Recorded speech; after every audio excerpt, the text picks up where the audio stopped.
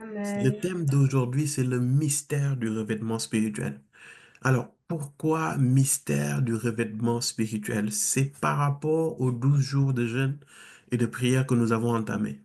Et lorsque je priais par rapport aux 12 jours de jeûne et de prière, en fait, le Seigneur m'a dit clairement dans mon esprit que ces 12 jours sont un rendez-vous que je vous donne pour vous équiper, pour vous donner un revêtement pour l'année 2025. Dès qu'il m'a dit ça, il m'a inspiré le passage de Luc 24, le verset 50, 45 à 50, bon, 20, 45, on va dire 49 exactement, mais sinon on a commencé de 45 à 49.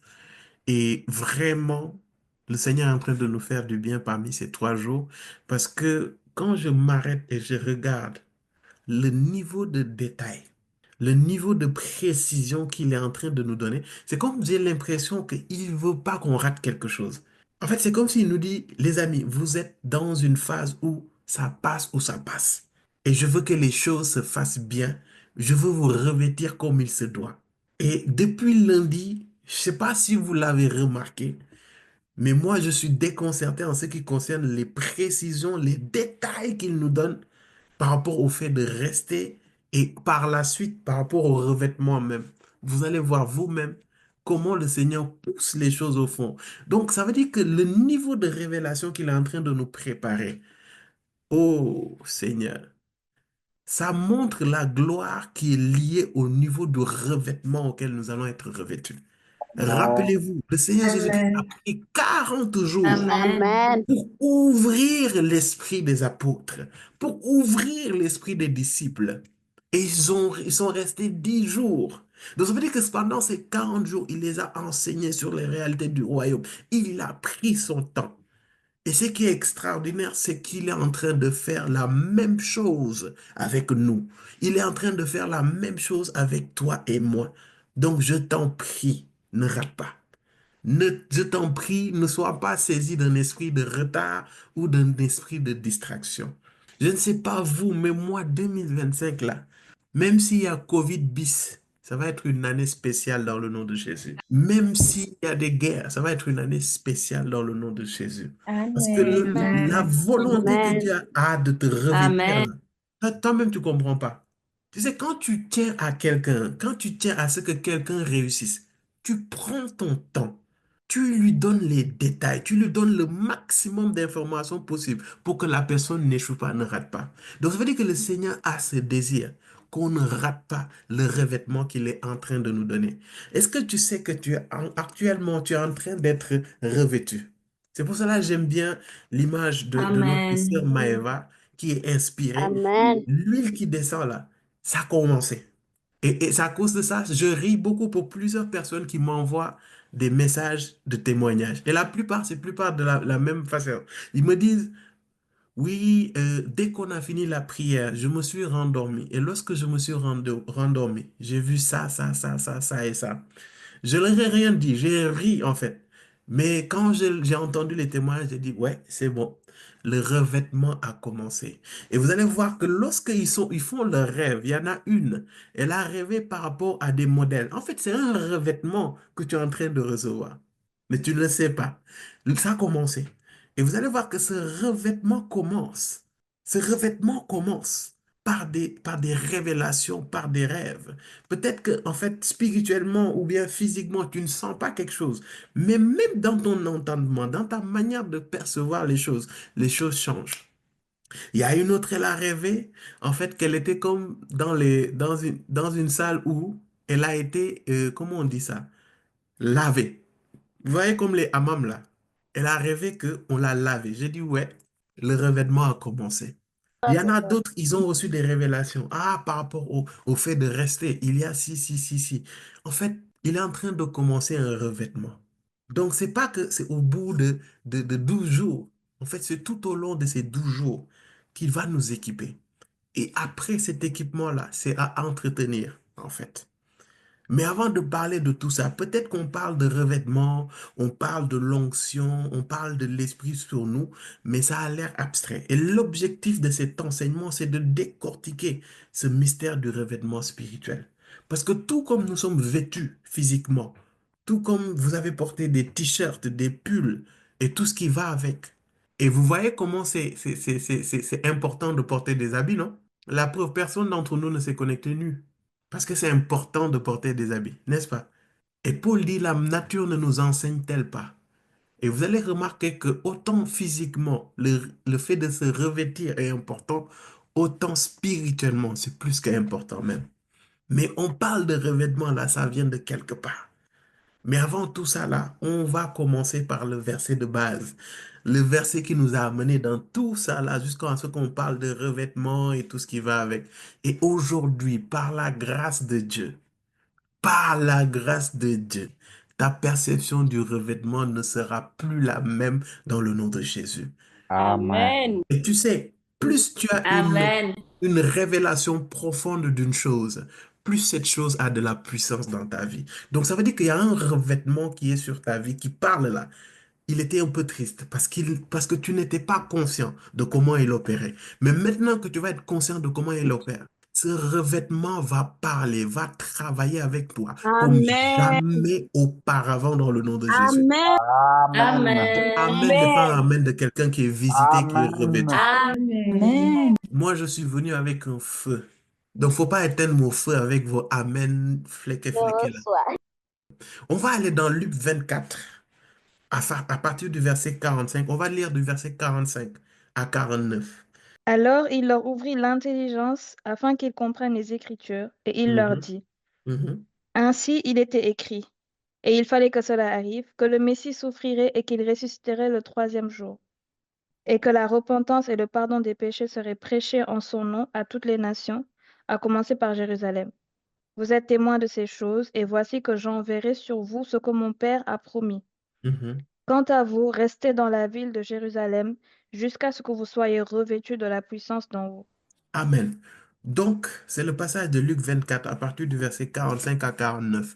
Donc, ce passage, c'est le passage avant, juste avant que le Seigneur Jésus ne monte au ciel.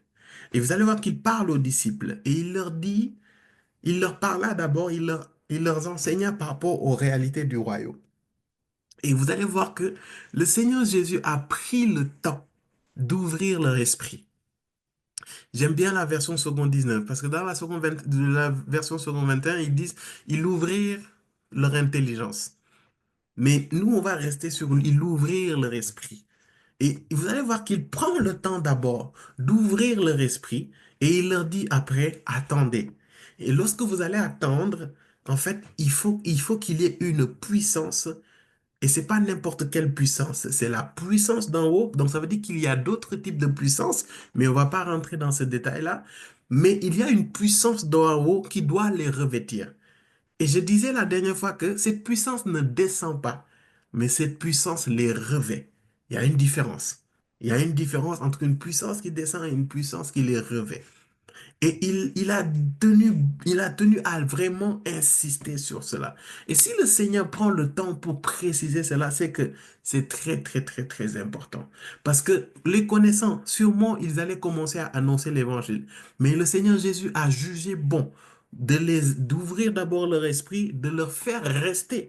Puis, pour qu'ils soient revêtus. Et c'est après qu'ils soient revêtus qu'ils ont réellement commencé ce pourquoi ils ont été appelés. Et comme pour toi et moi, le revêtement est là pour justement nous aider, pour justement nous capaciter, pour justement nous rendre capables pour toutes ces choses que le Seigneur nous a appelés à faire. Et c'est pas seulement que dans le domaine du ministère. Amen. Amen.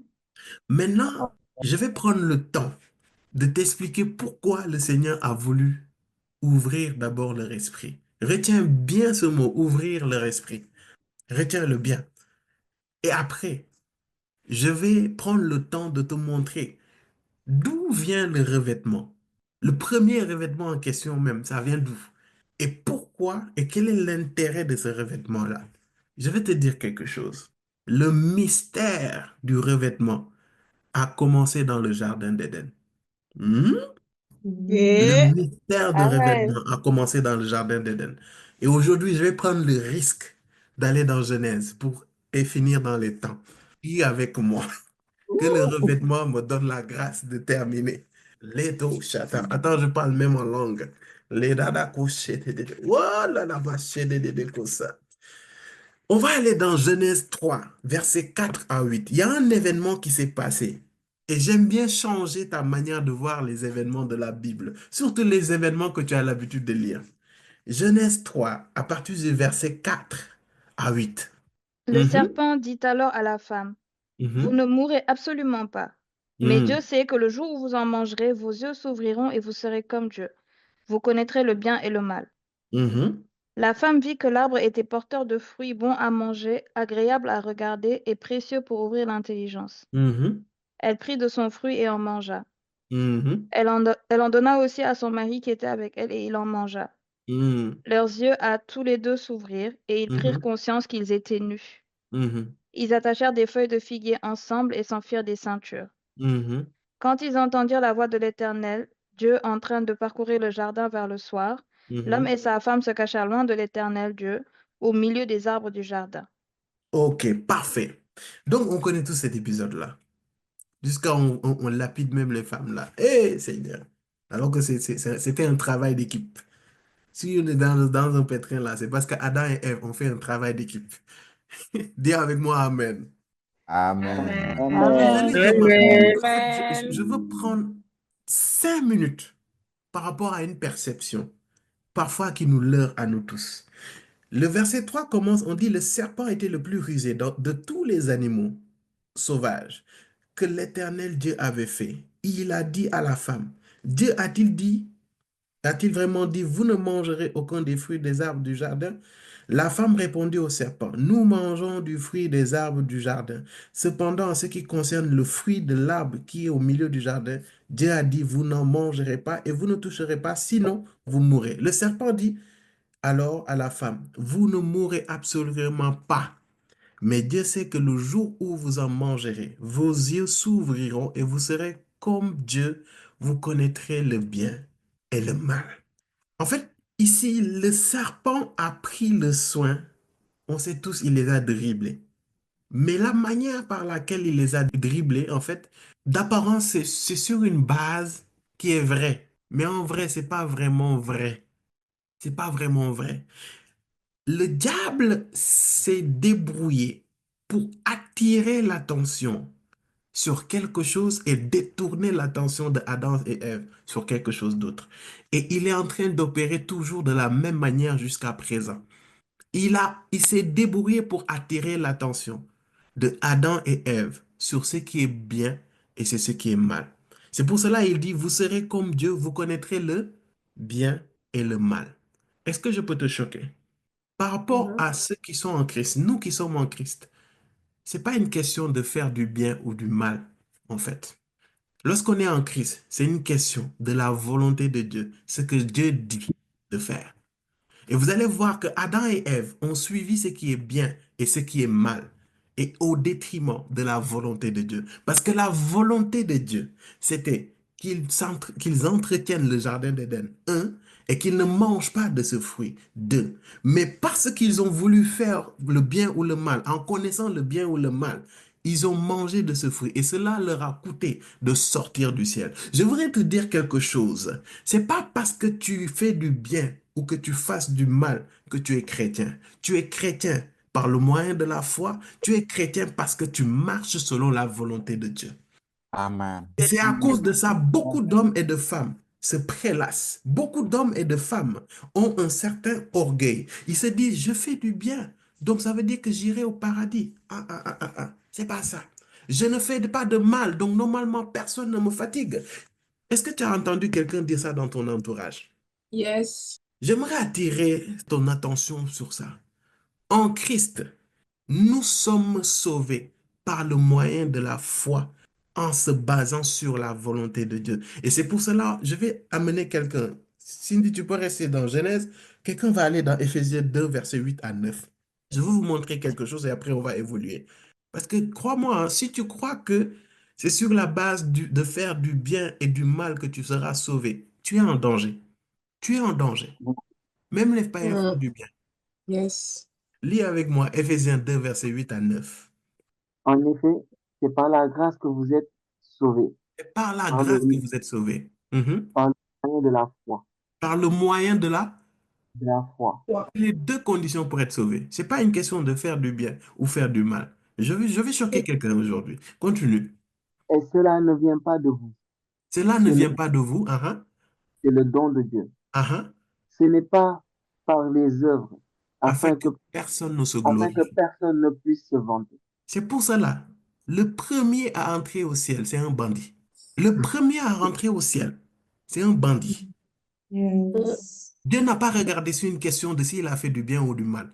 Dieu a regardé, est-ce que j'ai ma volonté? Est-ce qu'il a accepté, il a obéi à ma volonté? Oui, monte au ciel. C'est pour cela, beaucoup seront surpris quand on ira au paradis. Les gens que vous jugez là, je vous ai dit, ce n'est pas au moi, c'est pas par nos œuvres. Dieu connaît l'homme. L'homme est capable de lui dire, Seigneur, j'ai fait ça, j'ai fait ça, j'ai fait ça. Donc ton paradis là, je le mérite. Éphésiens 2, verset 8, 9 te dit, calme-toi. C'est par la grâce, quelque chose qu'on ne mérite pas, et c'est au moyen de la foi que nous sommes sauvés. Et il dit quoi? Ce n'est point par nos œuvres, ce n'est pas par le fait de faire du bien ou du mal que tu es sauvé.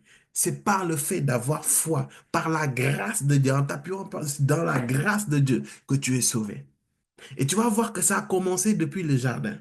Et le diable a voulu focaliser Adam et Ève sur des histoires de bien et de mal, alors que l'important, c'était une histoire de la parole de Dieu déclarée, des directives de Dieu déclarées.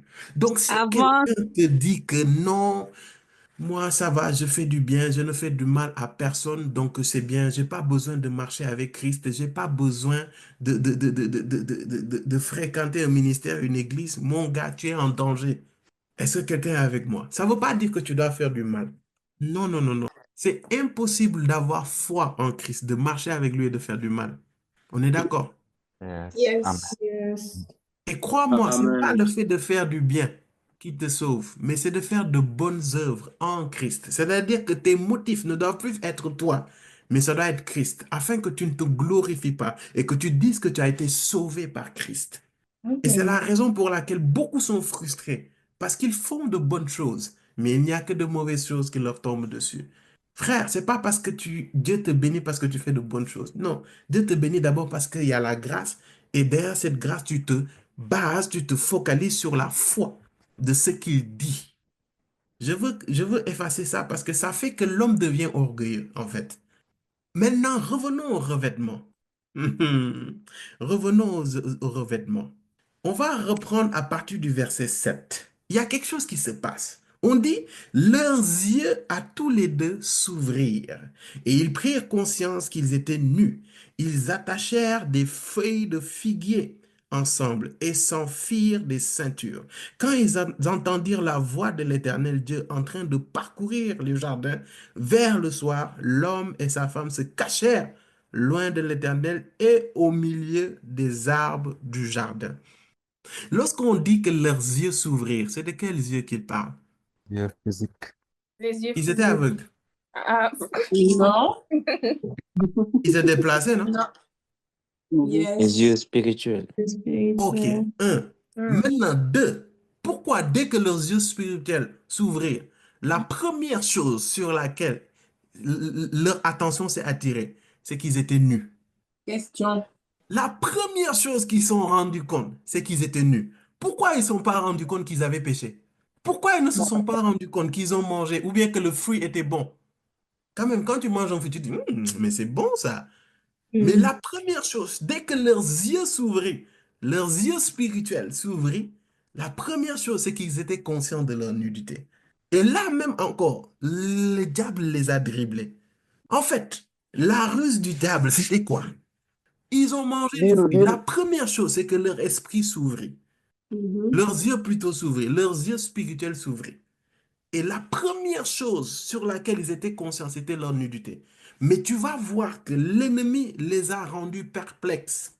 Quand on dit perplexe, donnez-moi un synonyme de perplexe, les enfants de Notre-Dame là. Ils étaient troublés. Étonné.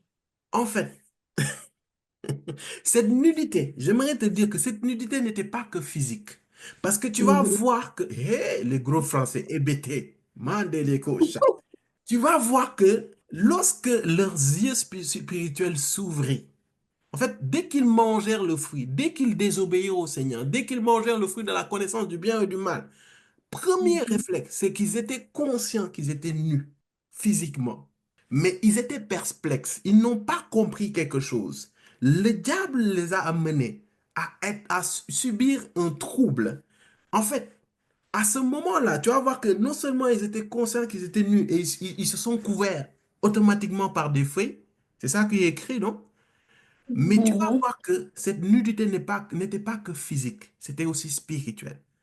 Parce que Dieu, lorsqu'il se promenait dans le jardin, ce n'était pas physiquement qu'il se promenait, il se promenait spirituellement. Et j'aimerais te dire quelque chose. En fait, en ce moment-là, dès même, Adam et Ève, lorsqu'ils se sont rendus compte qu'ils étaient nus, ils se sont focalisés sur leur nudité physique. Et ils ont oublié qu'ils étaient aussi nus spirituellement. Et ça a fait que leur attention s'est attirée sur le physique et ils ont oublié le spirituel. Ils ont privilégié le physique au détriment du spirituel. Et ça, depuis lors, c'est ce qui fait que c'est notre problème jusqu'à maintenant. C'est pour cela qu'on dit marchez selon l'esprit et vous n'accomplirez pas les désirs de la chair. Adam et Ève, lorsqu'ils leurs yeux s'ouvrirent, c'était leurs yeux spirituels. Mais la première chose à laquelle ils étaient conscients, c'est qu'ils étaient nus. Et premier réflexe, c'est qu'ils se disaient que c'était pas bon, c'était mal. Et lorsqu'ils disaient c'était mal, la première chose, c'était ils ont couvert leur nudité physique. Mais spirituellement, ils étaient nus aussi. Spirituellement, ils étaient nus. Pourquoi ils étaient nus, d'après vous, spirituellement? En fait, Dieu, lorsqu'il forma l'homme, Dieu n'a pas créé l'homme. Dieu a formé l'homme. Dieu prit la terre, forma l'homme, il souffla et l'homme devint un être vivant. Donc, lorsque Dieu forma l'homme, et à travers son souffle, il y avait un revêtement. Et ce revêtement spirituel-là, c'était le revêtement du Saint-Esprit dans toute sa plénitude. Et tu vas voir que lorsqu'ils mangèrent le fruit de la connaissance du bien et du mal, en fait, lorsqu'ils mangèrent et que leurs yeux s'ouvrirent, en fait, un vêtement est tombé. Et c'était le vêtement du Saint-Esprit qui est tombé. Et ce vêtement du Saint-Esprit, n'oubliez pas que le Saint-Esprit a pour rôle quoi? De nous aider à entretenir notre relation avec le Père. Et c'est à cause de ça, dès que leurs yeux s'ouvrirent, ils se cachèrent de Dieu et ils irent loin de Dieu parce qu'ils ne savaient plus comment entretenir cette relation Père-Fils avec le Seigneur.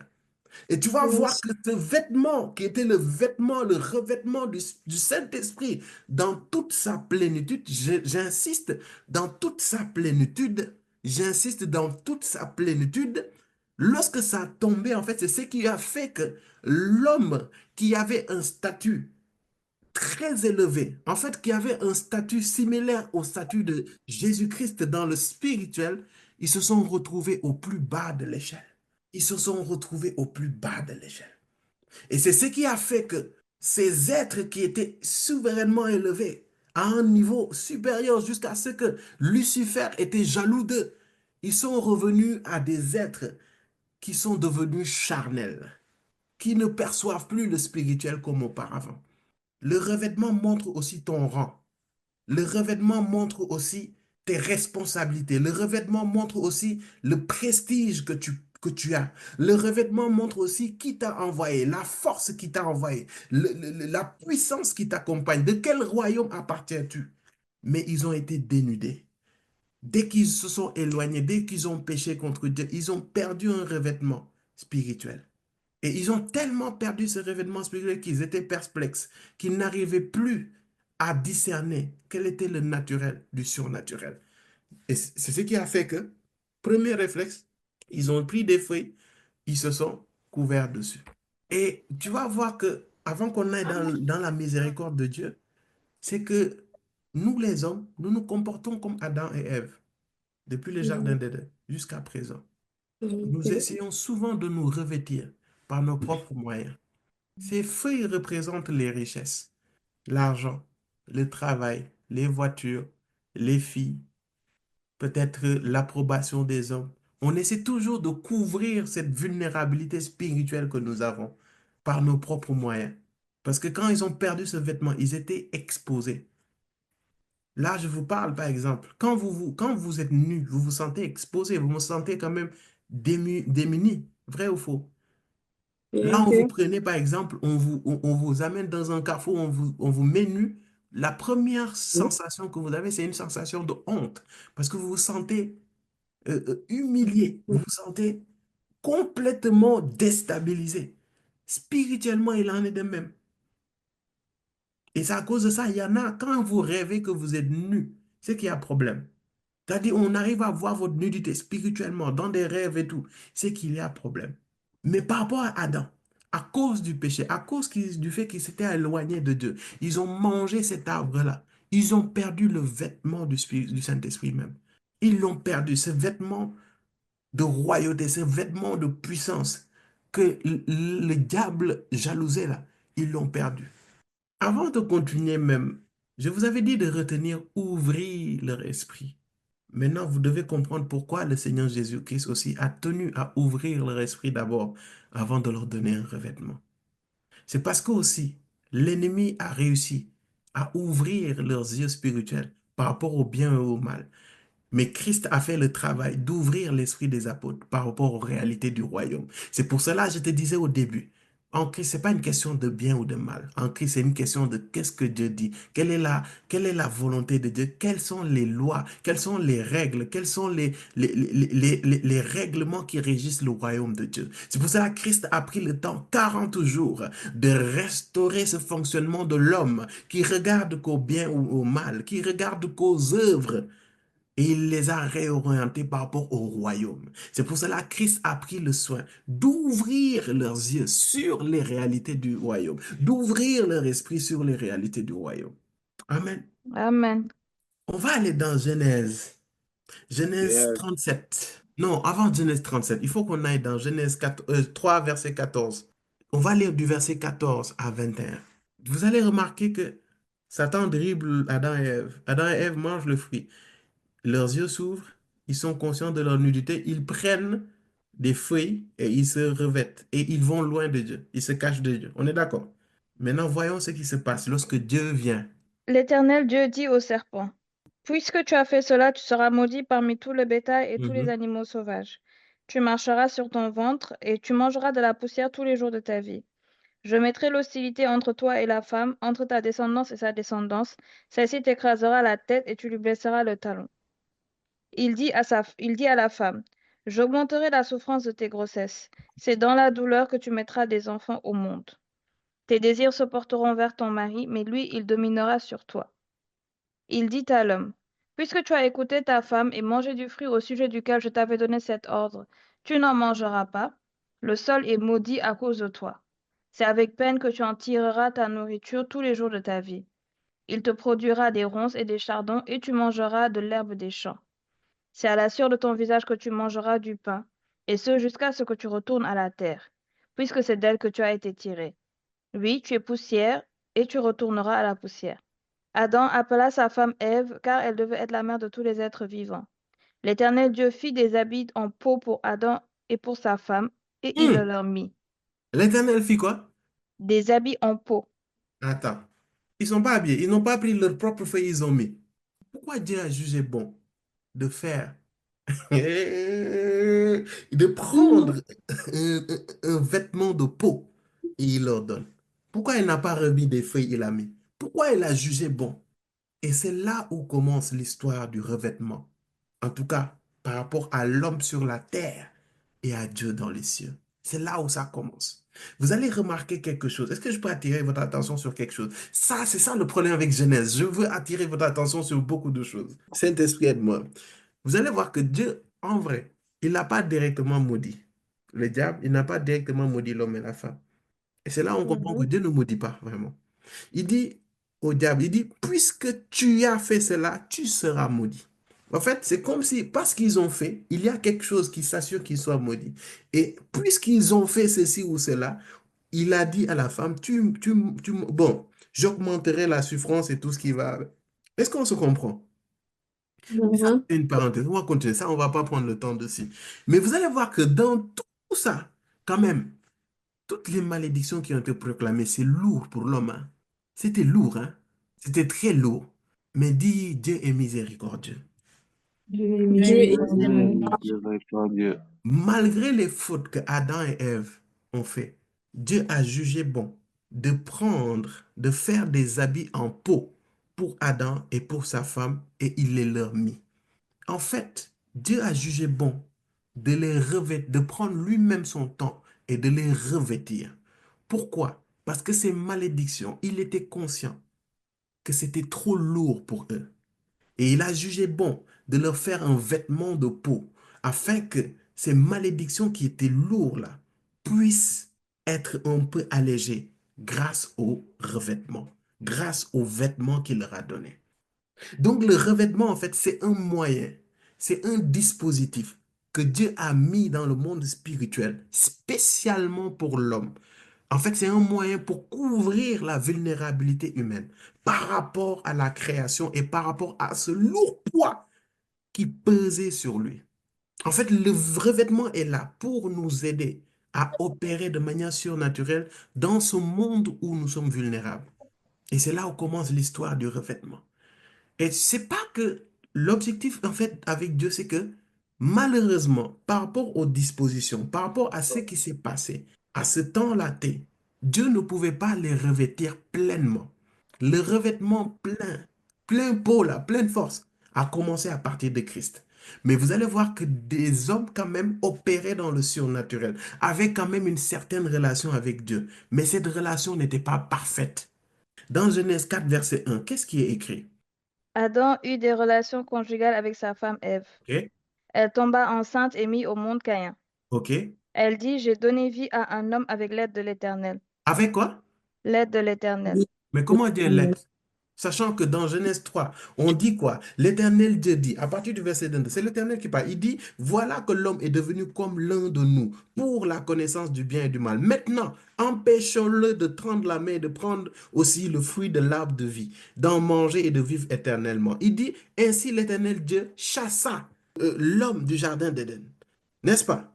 Il avait été. Après, on dit, après avoir chassé Adam, il posta à l'est du jardin d'Éden les chérubins qui agitent une épée flamboyante pour garder le chemin de l'arbre de vie. Mais si Dieu les a chassés, comment se fait-il dans Genèse 4.1, Adam appelle son fils Caïn et il dit, j'ai donné vie à un homme avec l'aide de l'Éternel. Comment le Seigneur l'aidait? Dis avec moi revêtement. Un dispositif qui a mis en place pour aider l'homme. Et c'est le rôle d'un revêtement. C'est le rôle d'un vêtement spirituel. C'est le rôle de l'onction. Son rôle, c'est d'aider l'homme à opérer de manière surnaturelle dans un monde où il est complètement démuni. Je le dis souvent, l'homme naît avec un handicap patent dans la création. Et c'est à cause de ça, nous sommes les hôtels, les Airbnb des esprits. Nous, parce que nous avons été dévêtus, nous avons été nus. Mais Dieu, il est tellement bon, il nous veut tellement du bien, qu'il s'est débrouillé pour mettre en place un protocole. Et vous allez voir que ce vêtement de peau, je ne sais pas vous, hein, mais moi, je suis sûr que ce vêtement de peau-là, c'était un agneau. Et que c'était prophétique pour annoncer la mort de l'agneau de Dieu qui enlève les péchés du monde. Amen. Parce qu'il n'a pas pris n'importe quel vêtement. Il n'a pas pris une plante. Il a pris un vêtement de peau. On ne peut pas faire un vêtement de peau sans tuer un animal. Et je crois que prophétiquement, le Seigneur avait déjà planifié. Parce que le Seigneur Jésus-Christ, le plan du salut, c'est avant même la fondation du monde. Donc tu vas voir que l'Épo Chatapa, il a pris un animal, il l'a tué, il a versé du sang pour pouvoir leur donner un revêtement. Et c'est à cause de ça, ce mode de fonctionnement de Dieu a continué. Lorsque tu vas dans la loi, pour que Dieu puisse agir, pour que Dieu puisse pardonner, pour que Dieu puisse couvrir les péchés, ils étaient obligés de verser du sang. Il y a trois choses qui rendent témoignage. Ils rendent témoignage de quoi en fait?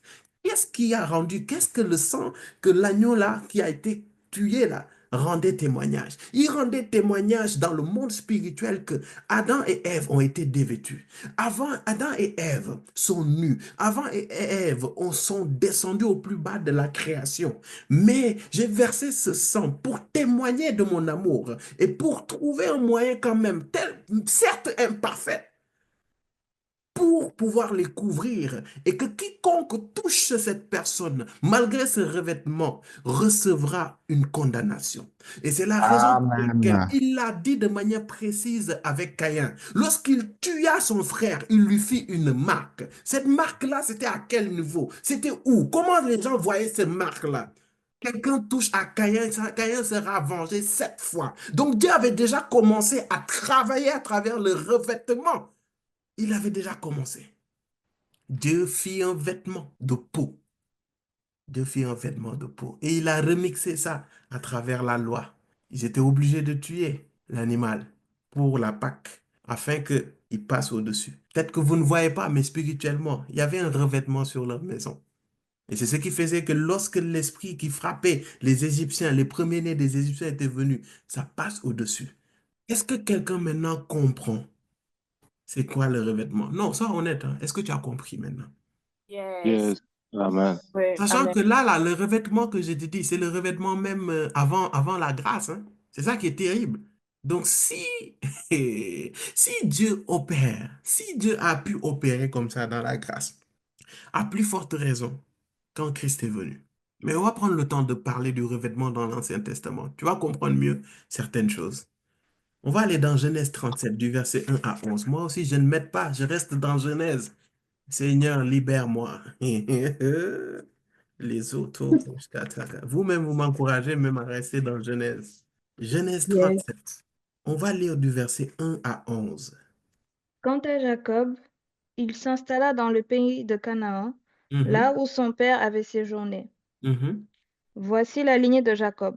À mhm, l'âge de 17 ans, Joseph prenait soin du troupeau avec ses frères. mhm, Le garçon était en compagnie des fils de Bila et de Zilpa, les mhm, femmes de son père, et il rapportait leurs mauvais propos à leur père. mhm. Israël aimait Joseph plus que tous ses autres fils parce qu'il avait eu dans sa vieillesse, et il lui fit un habit de plusieurs couleurs. Ah, il lui fit quoi? Un habit de plusieurs couleurs. C'est quoi ça? Il n'avait pas d'habit? Si. Ok, continuons. Ses frères remarquèrent que leur père l'aimait plus que tous et se mirent à le détester. Attends, reprends ce verset. C'est important qu'on repasse dessus. Ses frères remarquèrent que leur père l'aimait plus que tous et se mirent à le détester. Hein, Ils étaient incapables de lui parler sans agressivité. hein. Joseph fit un rêve et il le raconta à ses frères qui le détestèrent encore plus. Joseph ne rêvait pas avant, hein. C'est après ça, là, qu'il a commencé à rêver. Il leur dit, écoutez donc le rêve que j'ai fait. Nous étions en train d'attacher des gerbes au milieu des Hmm. champs, et voici que ma gerbe s'est dressée et est même restée debout. Ah bon? Vos gerbes l'ont alors entourée et se sont prosternés devant elle. Hein. Ses frères lui dirent, est-ce que tu vas vraiment régner sur nous? Est-ce que tu vas nous gouverner? Mais il n'avait pas rêvé de ça avant, c'est qu'après qu'il rêve de ça, qu'il va gouverner. Ok, continuons. Ils le détestèrent encore plus à cause de ses rêves et de ses paroles. Attends, on a dit le mot détester combien de fois? 2 fois. Ça dit, ils l'ont détesté, mais ils ne se sont pas arrêtés là. Ils l'ont encore détesté plus. Continuons. Où sont les Jo- ASC, vilains petits canards, les canards noirs là, les saraks des familles? Aujourd'hui, on va parler entre nous. Continuons. Joseph fit encore un autre rêve. Il le raconta à ses frères. Il dit, j'ai fait, Joseph, toi aussi. Toi, tu portes pas hein, dans ta bouche, hein? Ok, continuons. j'ai fait encore un rêve. Il Le sait très soleil, bien. la lune et 11 étoiles se prosternaient devant moi. Il le raconta à son père et à ses frères. Son père lui fit des reproches et lui dit, que signifie le rêve que tu as fait? Faut-il que nous venions, moi, ta mère et tes frères, nous prosterner jusqu'à terre devant toi? Mhm. Ses frères se montrèrent jaloux de lui, mais son père garda le souvenir de cela. On s'arrête là. On va parler de Joseph, un jeune homme de 17 ans. Et puis, son père lui fit un vêtement de plusieurs couleurs. Un vêtement de plusieurs couleurs. Et vous allez voir que dès qu'il a eu ce vêtement de plusieurs couleurs, ses frères le détestèrent. Dès qu'il a eu ce vêtement de plusieurs couleurs, il commença en fait à faire des rêves. Et vous allez voir que son père Jacob, c'est quelqu'un qui rêvait beaucoup. Si vous lisez la Bible, vous allez, Jacob rêva, Jacob rêva, Jacob rêva. Donc vous allez voir que dès qu'il lui donna ce vêtement, en fait ce vêtement n'était pas que physique, ce vêtement était spirituel. Et ce vêtement avait plusieurs couleurs. Et lorsqu'on parle d'un vêtement de plusieurs couleurs, c'est un vêtement qui a plusieurs tissus. En fait, un revêtement peut être multiple. Tu peux avoir plusieurs types de revêtements. Si le temps me le permet, je vais vous donner les 7 catégories de revêtements. C'est bizarre. Joseph, on lui donne un vêtement de plusieurs couleurs. Et dès qu'il a ce vêtement, il fait 2 rêves. Et dans la parole, tu vas voir que Joseph, plus tard, dans Genèse 39, plus précisément Genèse 40, on n'a pas le temps, il va dire au pharaon, si vous avez fait ce rêve 2 fois, c'est que ce rêve est arrêté. Et Joseph a rêvé de ça 2 fois, donc c'était arrêté. Qu'est-ce qui a fait, qui a poussé Dieu à Joseph d'avoir justement, de pouvoir gouverner sur ses frères et ses sœurs? En fait, c'est le vêtement qui lui a été donné. Et ce vêtement-là, c'est ce même vêtement qui opérait dans la vie de son père, de son grand-père et de son arrière-grand-père. C'est le vêtement avec lequel fonctionnait, opérait Abraham, Isaac et Jacob. Et ce vêtement-là, c'est un revêtement multicolore, certes, mais parmi ces revêtements multicolores, il y a quelque chose qui sortait. Et c'est sur ça que je veux m'appesantir. C'est le revêtement de la prééminence. Il y a un revêtement qu'on appelle le Amen. revêtement de la prééminence. Je te donne quand même la définition de la prééminence. En fait, la prééminence, ça signifie supériorité et aussi ça signifie quelque chose ou quelqu'un qui est au premier rang. Je ne suis pas en train de dire que le revêtement de Joseph, c'était un revêtement de la prééminence. Mais Joseph avait un revêtement de prééminence parce que son vêtement était un vêtement multicolore. Parce que parmi ce vêtement-là, il y a un revêtement qui lui a permis en fait de travailler et d'opérer avec les rois.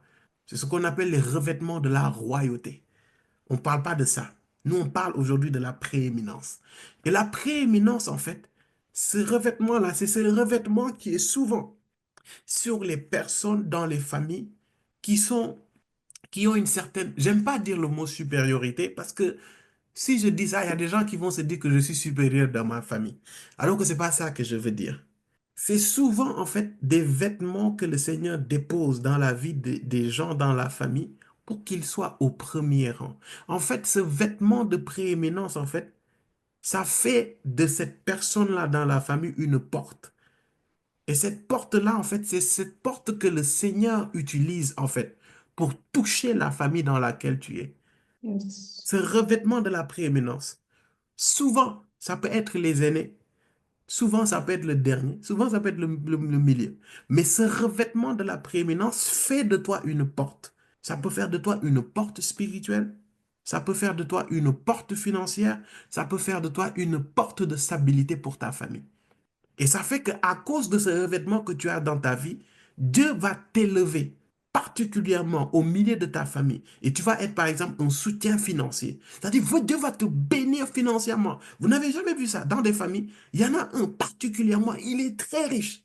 Et c'est quelqu'un que Dieu utilise pour bénir financièrement sa famille. En fait, c'est l'onction, c'est le revêtement de la prééminence qui agit.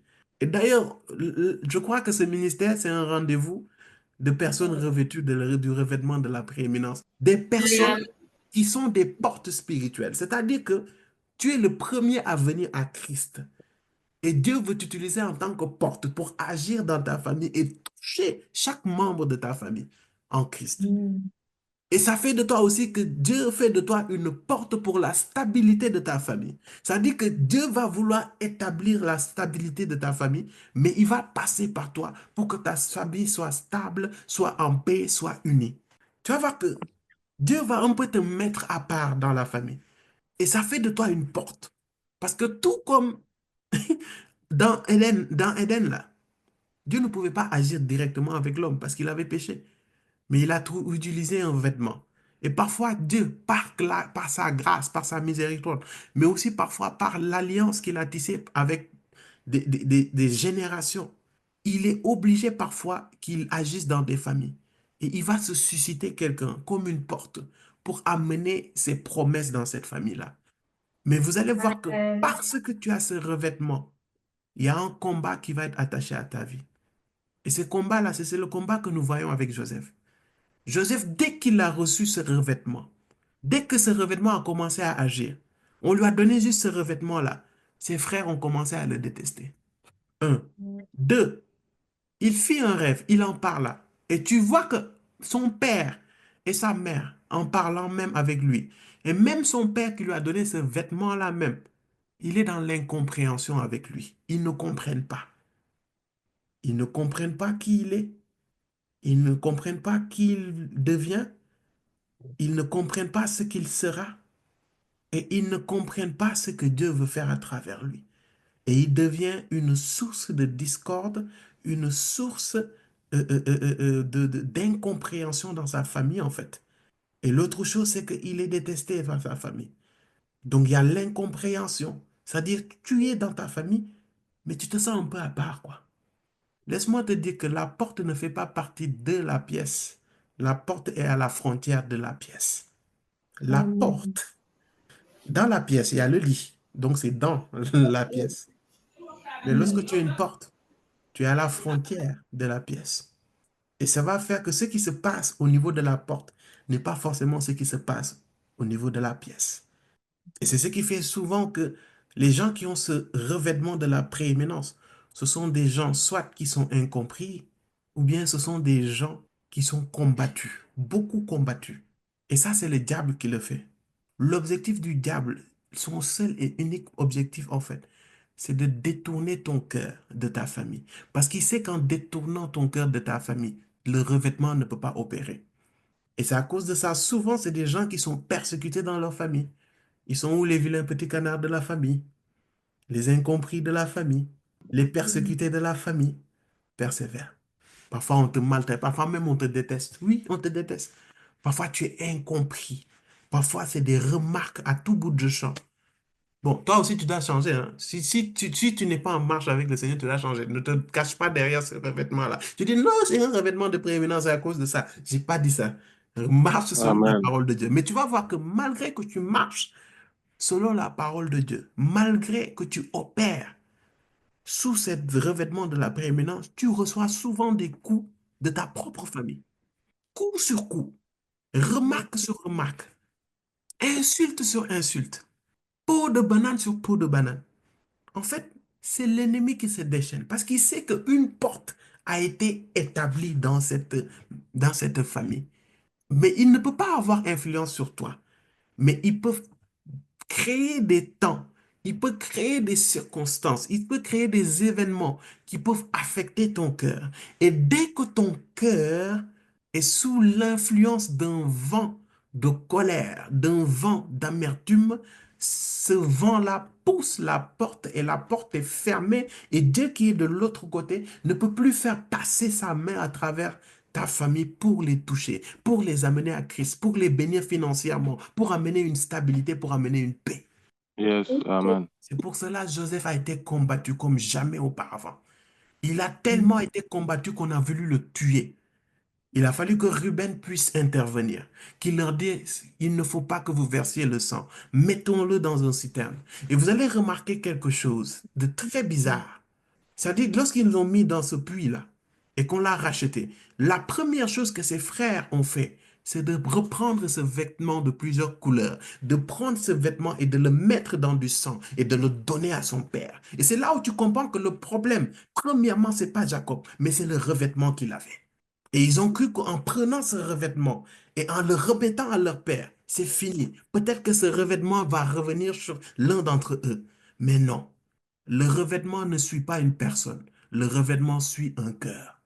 Et vous allez Amen. voir que Joseph, malgré que ses frères l'ont vendu, malgré que Amen. ses frères l'ont rendu en esclavage, malgré qu'il était esclave, et après l'esclavage, il a subi une injustice. Potiphar, la femme de Potiphar, a dit qu'il a voulu le violer alors que ce n'était pas le cas, malgré qu'il fut envoyé en prison.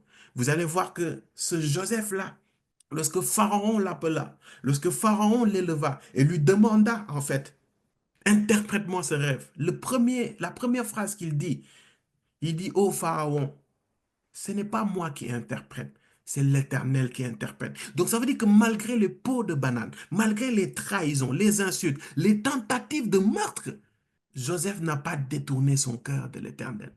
Joseph n'a pas détourné son cœur de l'amour envers ses frères et sœurs. Et tu vas voir que lorsque ses frères vinrent pour demander, pour acheter du blé, vous allez voir que la première réaction de Joseph, ce n'était pas qu'il était en colère, mais il pleura. Ça veut dire qu'il avait encore de l'amour envers eux. Et tant qu'il avait ce cœur, cet amour envers ses frères et ses sœurs, cet amour envers Dieu, le revêtement l'a localisé.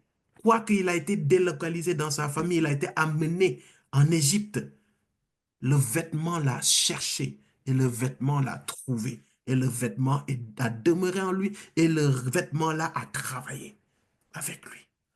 Amen. Est-ce que je peux parler à quelqu'un aujourd'hui? Yes. Que les insultes de ceux que tu aimes, que les pots de banane, les incompréhensions, que les persécutions de ceux que tu aimes ne te fassent jamais détourner ton cœur d'eux. Tu es la Amen. porte. Tu as la prééminence. Et lorsque tu as la prééminence, ça veut dire que ce que tu as, les autres l'ont.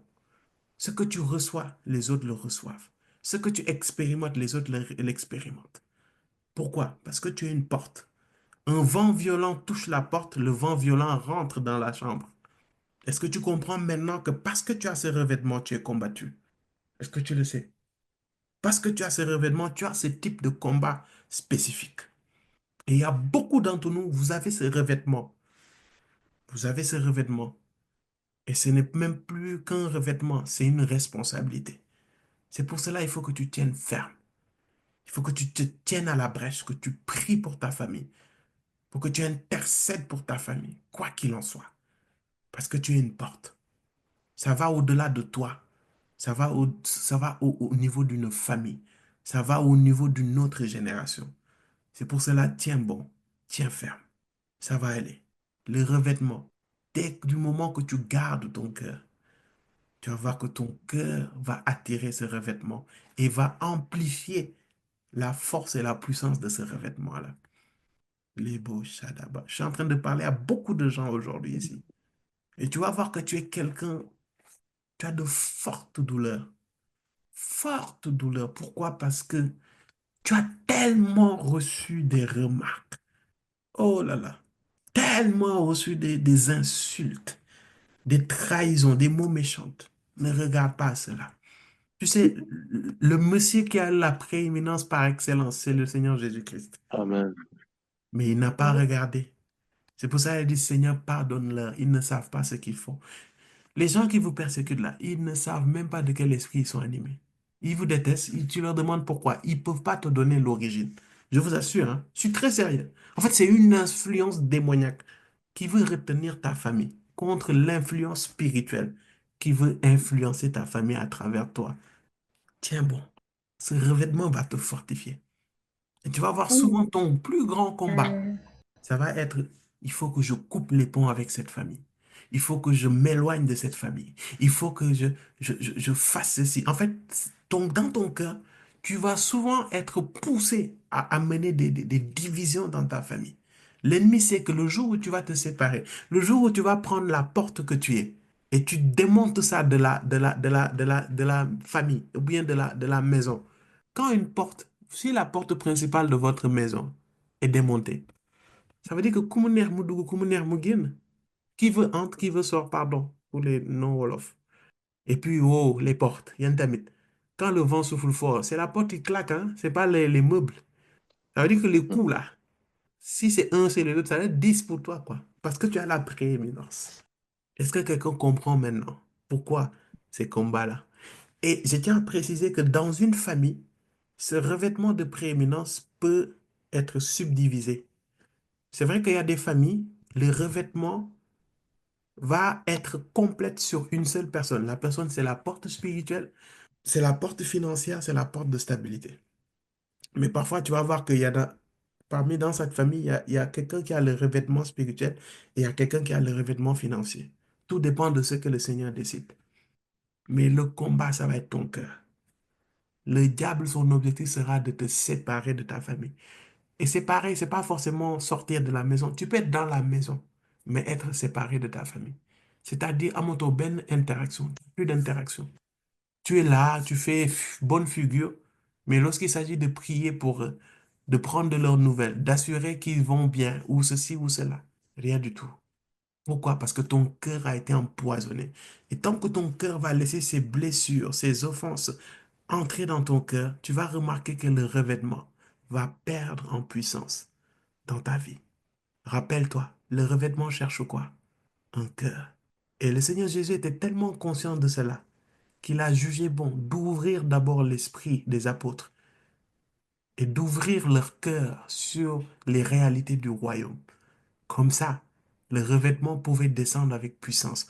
Parce que non seulement la connaissance a préparé leur cœur, mais les 12 jours, 10 jours d'assoupissement, comment on dit ça? De soupir, les 10 jours d'intense prière envers le Saint-Esprit, en fait, ça a préparé leur cœur à avoir un désir ardent et un zèle embrasé du Saint-Esprit. Et ça a fait que le Saint-Esprit était obligé de descendre. Amen. Amen. Vous allez voir que le revêtement que le Seigneur donnait aux hommes dans l'Ancien Testament, Adam, Moïse, Abraham et tout, en fait, ces revêtements-là, c'était une catégorie de revêtements qui opérait puissamment. Mais ce n'était pas l'entièreté du revêtement. En fait, c'était juste une manifestation du Saint-Esprit. Ce n'était pas le Saint-Esprit dans toute sa plénitude. C'est pour cela, dans Jean 1,16, il est écrit quelque chose. Nous avons tous reçu de sa plénitude et grâce sur grâce. Nous avons tous, Reçu de sa plénitude et grâce sur grâce. en fait, notre revêtement, c'est plein. C'est-à-dire, on a toutes les catégories de revêtements, mais vous allez voir qu'il y a quand même un revêtement qui va quand même dominer, en fait. Et vous allez voir que le mot grâce sur grâce, si vous regardez le mot grec de grâce sur grâce, en fait, ça veut dire charis sur charis. Le mot charis, ça vous fait penser à quoi? Charisme. Charisme. Charisme qui veut dire don. Donc le mot charisme là, tu peux remplacer ça un peu par esprit sur esprit. Donc ça veut dire que tu as revêtement sur revêtement. Donc je vous mets l'eau à la bouche et puis on va s'arrêter aujourd'hui par rapport à ça. Mais tu vas voir que par rapport au type de revêtement que tu as, ça attire des combats particuliers. Et il y a des gens, même quand on faisait l'enseignement, il y a comme une chaleur qui venait les couvrir. En fait, c'est le revêtement qui est en train d'être restauré. Ça veut dire qu'il y a quelque chose dans ton cœur qui était en dysfonctionnement et que le Saint-Esprit était en train de réparer tout au long de l'enseignement. Il y a des gens qui ont reçu quelque chose. C'est pour cela, bien-aimé, nous allons prier et tu vas rendre grâce au Seigneur pour ce temps, mais aussi tu vas prendre le temps de demander pardon au Seigneur par rapport à ton cœur. Et tu vas demander au Seigneur pardon par rapport à ton cœur et par rapport au fait que tu n'as pas eu forcément les bonnes prédispositions du cœur pour laisser le revêtement ou bien pour le recevoir pour qu'il l'opère comme il se doit dans ta vie. Et après ça, tu vas demander et prier le revêtement par rapport à ta vie.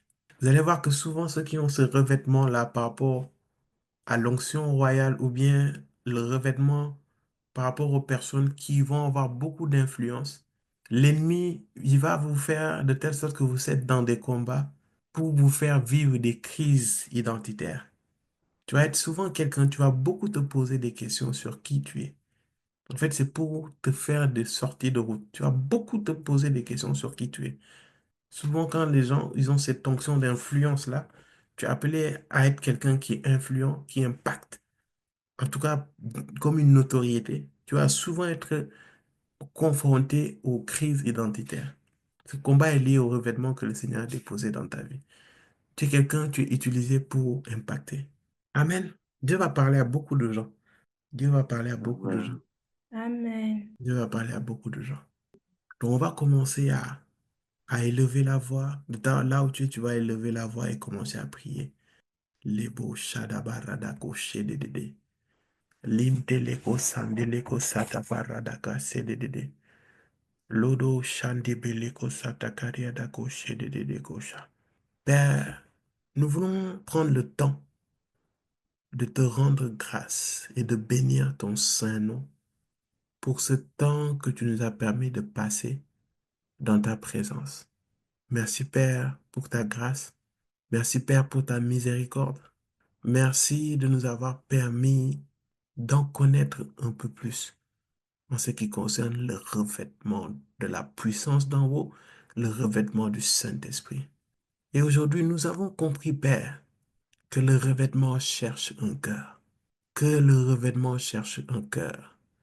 Et c'est la raison pour laquelle l'ennemi cherche premièrement à attaquer nos cœurs, pour que nos cœurs soient remplis de haine, nos cœurs soient remplis de déshonneur, pour que nos cœurs soient remplis d'indiscipline, pour que nos cœurs soient remplis d'incrédulité, pour que nos cœurs soient remplis de péché, de désobéissance, d'orgueil et de toute autre chose, Père.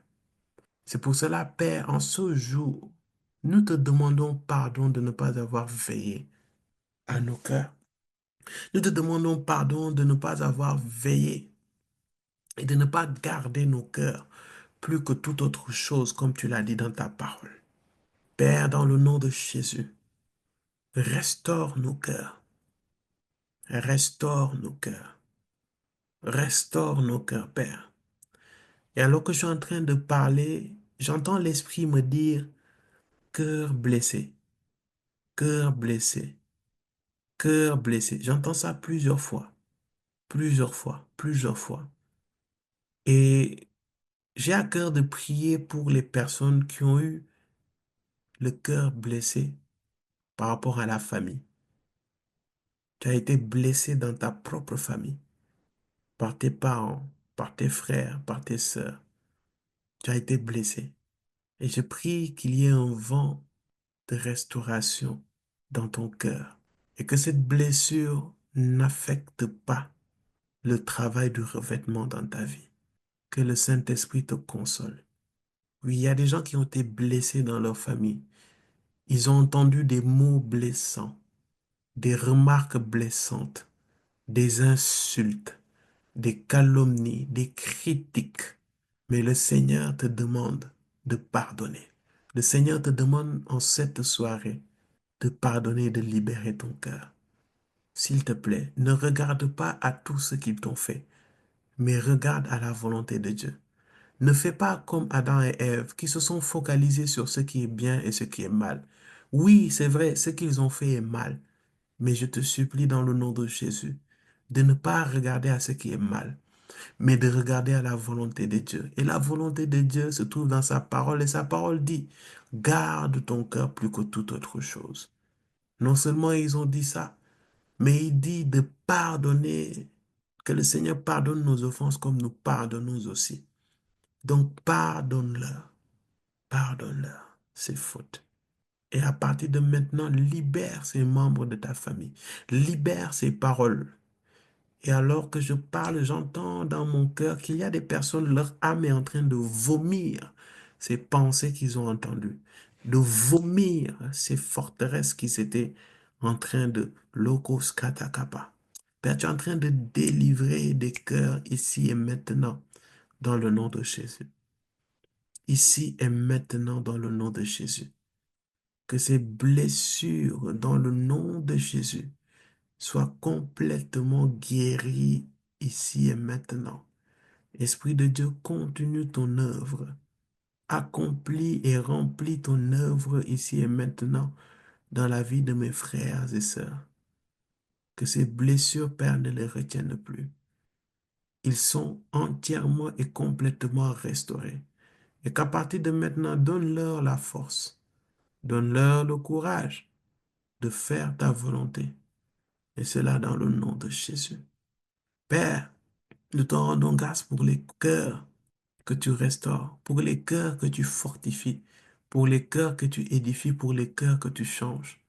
Alors que je suis en train de prier, Père, revenez-nous, revenez-nous tous autant que nous sommes. De là où tu es, prie avec moi et demande au Saint-Esprit de te revêtir. Demande au Seigneur de te revêtir. Demande au Seigneur de te revêtir. Demande au Seigneur de te revêtir. Demande au Seigneur de te revêtir. Même si tu ne connais pas quel type de revêtement tu as besoin, mais tu dois demander au Seigneur de te revêtir par rapport au revêtement qu'il faut. Revêt-moi ici, ici, ici. Revêt-moi ici, ici, ici. Revêt-moi ici, ici, ici. Oh, revêt-nous ici, ici, ici. Revêt-nous ici, ici, ici. Oh Seigneur, revêt-nous ici, ici, ici. Nous avons besoin de toi, de toi. Oh Rebarada Goshe de Degosha. Lodo Shata Parada Goshe. Père, nous recevons la Bakarada Goshe Keteke. Nous recevons, nous recevons, nous recevons, Seigneur. Nous recevons les revêtements. Nous recevons les revêtements. Nous recevons, Seigneur, les revêtements qu'il faut dans nos vies.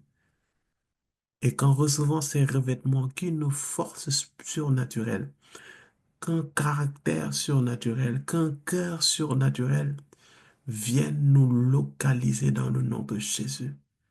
Père, nous savons qu'avec ces revêtements, tu nous aides. Nous savons qu'avec ces revêtements, tu nous transformes. Nous savons qu'avec ces revêtements, tu changes et transformes nos vies. C'est pour cela, Père, que l'Esprit de Dieu commence un travail particulier avec chacun d'entre nous. Et que tout esprit, toute forteresse, tout homme fort, tout système de pensée, tout raisonnement qui nous retenait et qui nous empêchait d'avoir la disposition du cœur qu'il faut pour laisser le revêtement se manifester et manifester la gloire de Dieu, transformer nos vies, Père. Que ces choses soient anéanties dans le nom de Jésus.